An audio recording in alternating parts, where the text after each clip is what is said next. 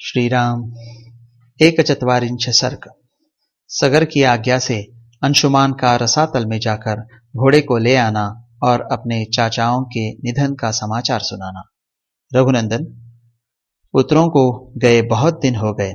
ऐसा जानकर राजा सगर ने अपने पौत्र अंशुमान से, जो अपने तेज से दे दीप्यमान हो रहा था, इस प्रकार कहा। वत्स, तुम शूरवीर, विद्वान तथा अपने पूर्वजों के तुल्य तेजस्वी हो। तुम भी अपने चाचाओं के पथ का अनुसरण करो और उस चोर का पता लगाओ जिसने मेरे यज्ञ संबंधी अश्व का अपहरण कर लिया है। देखो, पृथ्वी के भीतर बड़े बड़े बलवान जीव रहते हैं, अतः उनसे टक्कर लेने के लिए तुम तलवार और धनुष भी लेते जाओ। जो वंदनीय पुरुष हो उन्हें प्रणाम करना, और जो तुम्हारे मार्ग में विघ्न डालने वाले हो उनको मार डालना। ऐसा कहते हुए सफल मनोरथ होकर लौटो और मेरे इस यज्ञ को पूर्ण कराओ।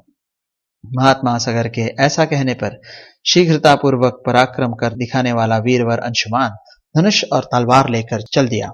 नरश्रेष्ठ, उसके महामनस्वी चाचाओं ने पृथ्वी के भीतर जो मार्ग बना दिया था, उसी पर वह राजा सगर से प्रेरित होकर गया।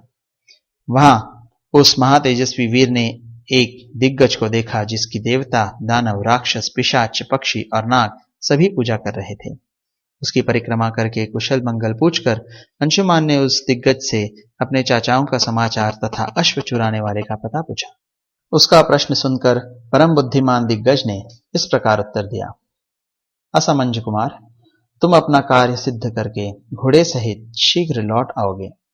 उसकी यह बात सुनकर अंशुमान ने क्रमशः सभी दिग्गजों से न्यायानुसार उक्त प्रश्न पूछना आरंभ किया। वाक्य के मर्म को समझने तथा बोलने में कुशल उन समस्त दिग्गजों ने अंशुमान का सत्कार किया और यह शुभ कामना प्रकट की कि तुम घोड़े सहित लौट आओगे। उनका यह आशीर्वाद सुनकर अंशुमान शीघ्रतापूर्वक पैर बढ़ाता हुआ उस स्थान पर जा पहुंचा जहां उसके चाचा सगर पुत्र राख के ढेर हुए पड़े थे। उनके वध से असमंज पुत्र अंशुमान को बड़ा दुख हुआ। वह शोक के वशीभूत हो अत्यंत आर्त भाव से फूट फूट कर रोने लगा। दुख शोक में डूबे हुए पुरुष सिंह अंशुमान ने अपने यज्ञ संबंधी अश्व को भी वहां पास ही चरते देखा।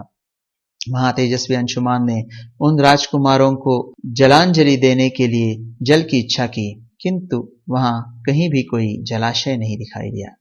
श्री राम। तब उसने दूर तक की वस्तुओं को देखने में समर्थ अपनी दृष्टि को फैलाकर देखा। उस समय उसे वायु के समान वेगशाली पक्षीराज गरुड़ दिखाई दिए, जो उसके चाचाओं सगर पुत्रों के मामा थे। महाबली विनतानंदन गरुड़ ने अंशुमान से कहा, पुरुष सिंह, शोक न करो। इन राजकुमारों का वध संपूर्ण जगत के मंगल के लिए हुआ है। विद्वान अनंत प्रभावशाली महात्मा कपिल ने इन महाबली राजकुमारों को दग्ध किया है। इसके लिए तुम्हें लौकिक जल की अंजलि देना उचित नहीं है। नरश्रेष्ठ, महाबाहो, हिमवान की जो ज्येष्ठ पुत्री गंगा जी है, उन्हीं के जल से अपने इन चाचाओं का तर्पण करो। जिस समय लोक पावनी गंगा राख के ढेर होकर गिरे हुए उन 60,000 राजकुमारों को अपने जल से अल्पवित करेंगी, उसी समय उन सबको स्वर्गलोक में पहुंचा देंगी। लोक कमनीया गंगा के जल से भीगी हुई है भस्म राशि इन सबको स्वर्गलोक में भेज देगी।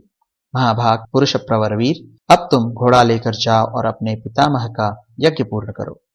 गरुड़ की यह बात सुनकर अत्यंत पराक्रमी महातपस्वी अंशुमान घोड़ा लेकर तुरंत लौट आया। रघुनंदन, यज्ञ में दीक्षित हुए राजा के पास आकर उसने सारा समाचार निवेदन किया और गरुड़ की बताई हुई बात भी कह सुनाई। अंशुमान के मुख से यह भयंकर समाचार सुनकर राजा सगर ने कल्पोक्त नियम के अनुसार अपना यज्ञ विधिवत पूर्ण किया। यज्ञ समाप्त करके पृथ्वीपति महाराज सगर अपनी राजधानी को लौट आए।